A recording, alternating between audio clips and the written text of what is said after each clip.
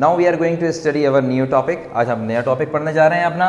Now this is your lecture number 23 in class 9th, chapter number 5 daffodils. Poem से ही हम ले रहे हैं ये भी. अब पोएम से वहाँ हमारा टॉपिक आया हुआ है participle. First we have to know what is participle. कि पार्टिसिपल होता क्या है. Just I have written the definition. Participle is a word formed from a verb. एक ऐसा वर्ड होता है ये जिसे हम वर्ब से फॉर्म करते हैं. एक वर्ब मौजूद है, वर्ब से वो वर्ड हम ले रहे हैं. जैसे सपोज हमारे पास एक वर्ब है लाफ. लाफ हंसना, अम्यूज़ खुश करना, खुश होना. सही है. तो ये एक वर्ब है. इस वर्ब में कोई एडिशन करते हैं हम आईएनजी की या ईडी की या अकॉर्डिंग टू इरेगुलर वर्ब कुछ और एडिशन उसमें होती है. तो वो एडिशन करने के बाद वो एक नया वर्ड तैयार हो जाता है. Just we call that participle. उसे हम पार्टिसिपल कह रहे हैं. विच कैन बी यूज, जो कि इस्तेमाल किया जा सकता है एज एन एडजेक्टिव. एक एडजेक्टिव के तौर पर भी इस्तेमाल किया जा सकता है. यानी कि इसका इस्तेमाल एडजेक्टिव में तो होता है, इसके अलावा भी इसका इस्तेमाल है. सपोज प्रेजेंट प्रोग्रेसिव में आप वर्ब के साथ आईएनजी फॉर्म लगाते हैं. वर्ब होता है आपके पास इन्फिनेटिव, आप उसमें आईएनजी फॉर्म लगाते हैं. आप प्रोग्रेसिव जितने भी आपके टेंसेज हैं वहाँ इस्तेमाल करते हैं. इसी तरह से जब आप थर्ड फॉर्म उसकी जो ईडी लगा के आप बनाए, जैसे रीच को रीच कर रहे होते हैं आप, तो इस तरह थर्ड फॉर्म. टीच को टॉट कर रहे होते हैं आप. ब्रेक को ब्रोकन कर रहे होते हैं आप. तो ये ब्रोकन, ये टॉट, ये सारे के सारे कहलाते हैं पास्ट पार्टिसिपल.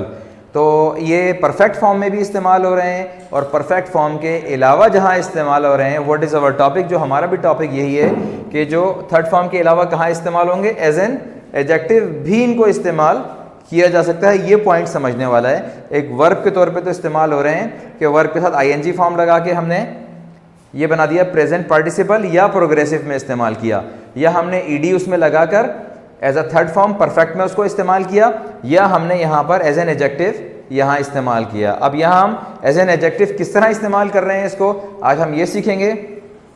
और आईएनजी और थर्ड फॉर्म यानी पास्ट पार्टिसिपल के साथ हम टेंसेस में इसे ऑलरेडी पढ़ चुके हैं. तो अब हम देखते हैं. अब हमने यहाँ पर आपको बताया पार्टिसिपल एक वर्ड है जो कि वर्ब से बनता है, एक्शन से बनता है. Can be use as an adjective, एक एडजेक्टिव के तौर पर इस्तेमाल किया जा सकता है. अब how we use as an adjective, now we are going to learn. अब हम पढ़ने जा रहे हैं. First just we are studing here present participle. अब प्रेजेंट पार्टिसिपल जो होता है पहले उसकी आइडेंटिफिकेशन क्या है, ending in ING. Present participle को पहचानने के लिए पहली बात कि ये आईएनजी पर ख़त्म होगा. तो आप उसको जाके आप ऑब्जर्व करेंगे प्रेजेंट पार्टिसिपल है या कुछ और है वो वहाँ पर. तो पहली आइडेंटिफिकेशन आपके पास आ गई कि इसमें आईएनजी आएगी. ठीक है. फिर दूसरी बात, जब आप पढ़ने जा रहे होते हैं तो आप ये देखते हैं कि ये आईएनजी जो है ये एडजेक्टिव का सेंस भी दे रहा है आपको. एडजेक्टिव आपको पता है क्वालिटी ऑफ अ नाउन और प्रोनाउन. नाउन या प्रोनाउन की क्वालिटी या खुसूसियत अच्छी बुरी ये बयान कर रहा होता है. The laughing lady, she is a laughing lady. वो एक हंसमुख औरत है, हंसती मुस्कुराती औरत है. तो हंसमुख होना उसकी, that is the quality of a woman, उस खातून की वो क्वालिटी है. तो दैट्स वाई ये लिया भी हमने वर्ब से. यहाँ पे लाफ जो है एज अ वर्ब इस्तेमाल हुआ है. इसमें हमने आईएनजी की एडिशन की है एज एन आइडेंटिफिकेशन जिस I have written.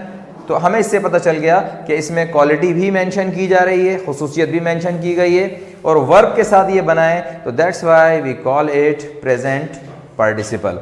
Present participle की सेकंड एग्जांपल हमने यहाँ पर लिखी है. Mister Bean is an amusing character. अब यहाँ पे अम्यूज जो है किसी को खुश करने वाला. सही है. खुश करना किसी को या खुश होना इस सेंस में आता है amuse. Amuse is a verb, ये एक वर्ब है और इस वर्ब के साथ हमने आईएनजी लगाया है. लेकिन आईएनजी जब हम लगा रहे हैं ये एक्शन का सेंस आपको नहीं देता. ये किसका सेंस दे रहा है, ये एज एन एडजेक्टिव का सेंस दे रहा है. ये क्वालिटी यहाँ पे मेंशन कर रहा है. सही है. Mister B is an amusing character, वो लोगों को खुश करने वाला एक कैरेक्टर है जो लोगों को खुश करता है, ऐसी एक्टिंग करता है जिससे लोग अम्यूज होते हैं. तो यहाँ अम्यूजिंग कैरेक्टर लिखा as an adjective, quality mention की है मिस्टर बीन की. तो मिस्टर बीन की क्वालिटी नाउन या प्रोनाउन की क्वालिटी, लेकिन क्वालिटी को बयान किया जा रहा है किसके साथ, वर्ब के साथ. ये बता दिया गया था यहाँ पे वर्ब के साथ बयान किया जा रहा है, लेकिन वो वर्ब जो है वो क्वालिटी को मेंशन कर रहा है. That's why we call it present participle. Now we see the third example. The storm presented a frightening scene. The storm, अब तूफान ने प्रेजेंटेड ऐसा दिखाया एक खौफजदा मंजर. अब ये जो फ्राइटनिंग है, फ्राइटनिंग, फ्राइटन जो है इसमें वर्ब है जिसमें आईएनजी लगा दिए। अब आईएनजी लगाने के बाद ये खौफजदा कर रहा है नहीं है, एक्शन नहीं है, ये प्रोग्रेसिव फॉर्म नहीं है, बल्कि क्या है कि it shows the quality of that storm, उस स्टॉर्म की ये क्वालिटी को मेंशन कर रहा है कि स्टॉर्म जो था वो फ्राइटनिंग था। तो आपको पता है नाउन प्रोनाउन की क्वालिटी एडजेक्टिव हो गई। जब एडजेक्टिव को बयान किया गया वर्ब की आईएनजी फॉर्म के साथ, we call it present participle. You can see more examples in your book chapter number 5 daffodils. Now come to the next topic. अब हम next पे आ जाते हैं past participle. अब past participle में हमने identification यहाँ बता दिए। What's the identification of past participle ending in ed? Ending in ed हमने यहाँ पर लिख दिया है। ed से मुराद है third form of the verb, like reach को आप रीच्ड कर देंगे, सही है। जहां पे ed के साथ मोस्टली जो वर्ब्स हैं आपके ed के साथ थर्ड फॉर्म उसकी बन रही होती है, we call that past participle, सही है। लेकिन अक्सर ऐसा होता है कि हमारे कुछ वर्ब ऐसे हैं जो इर्रेगुलर होते हैं। देखिए जो रेगुलर वर्ब है ना वो ed के साथ थर्ड फॉर्म सेकंड फॉर्म उसकी हो जाती है। जो इर्रेगुलर वर्ब होते हैं they are always having change form of the verb, जैसे टीच चेंज कर देंगे टॉट, ब्रिंग ब्रॉट।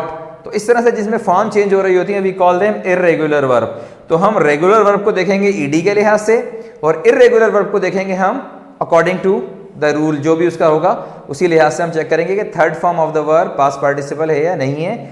मतलब कंक्लूजन अगर इसका करें हमने बस third form of the verb वहां से देख लें जिसे हम कहते हैं past participle. Now see the example, हम एग्जांपल्स देख लेते हैं इसके। We reached a written agreement, सही है, हम पहुंच चुके हैं एक तहरीरी मुआहदे तक, यानी कि हमारा जो मुआहदा है अब वो मुकम्मल हो चुका है। अब हम तमाम बातों को तहरीर कर लेंगे। अब यहाँ पे देखें रीच तो पहुंचना एक्शन है यहाँ पर, सही है। इसको इससे जब आगे देखते हैं रिटर्न एग्रीमेंट, अब रिटर्न एग्रीमेंट में हम देखते हैं कि एक तहरीरी मुआहदा, इस मुआहदे की क्वालिटी यहाँ मेंशन की जा रही है और थर्ड फॉर्म के साथ की जा रही है, that's why we call it past participle. ये एक्शन नहीं है, just we have to identify this thing. The second example we see here, he is a highly educated man. अब educate आपको पता है वर्ब है, लेकिन यहाँ पे he is a highly educated, तो educated है वो he की क्वालिटी मेंशन की जा रही है, सही है, एडजेक्टिव हो गया। लेकिन वो एडजेक्टिव क्या है कि ये वर्ब से बन रहा है, जब वर्ब से थर्ड फॉर्म की वजह से एडजेक्टिव बनेगा that is past participle. I do not buy, मैं नहीं खरीदता हूं क्या चीज, स्टोलन थिंग्स। अब स्टील, स्टोल, स्टोलन, स्टोलन इसकी थर्ड फॉर्म आ गई, third form we call past participle, लेकिन this is non an action, ये एक्शन नहीं है यहाँ पर। ये क्या है, स्टोलन थिंग्स, चोरी शुदा चीज, चोरी शुदा चीज को हम कहते हैं एडजेक्टिव। उस चीज की क्वालिटी मेंशन की जा रही है यहाँ पे, जब क्वालिटी किसी चीज की मेंशन की जाए दैट इज एन एडजेक्टिव। और एडजेक्टिव जो वर्ब की थर्ड फॉर्म से बने ed लगकर, या इर्रेगुलर वर्ब है जिस तरह steal, stole, stolen, just we call it irregular verb, जो मैंने यहाँ पर लिखा है यहाँ पे। Write, wrote, written, third form irregular verb है ये भी। जबकि एजुकेट से जब एजुकेटेड है तो एजुकेटेड को हमने कहा रेगुलर वर्ब, जो ed के साथ बने दैट इज रेगुलर वर्ब। ये रिटन भी इर्रेगुलर है और स्टोलन भी यहाँ पर इर्रेगुलर वर्ब है। इट मेक्स नो डिफरेंस, बस हमने देखा ना third form of the verb है यहाँ पर मौजूद, पास्ट पार्टिसिपल, सही है। किसी चीज की क्वालिटी थर्ड फॉर्म में बयान की जा रही that is past participle. I hope it's crystal clear right now. If you have any problem or any confusion, you may ask in the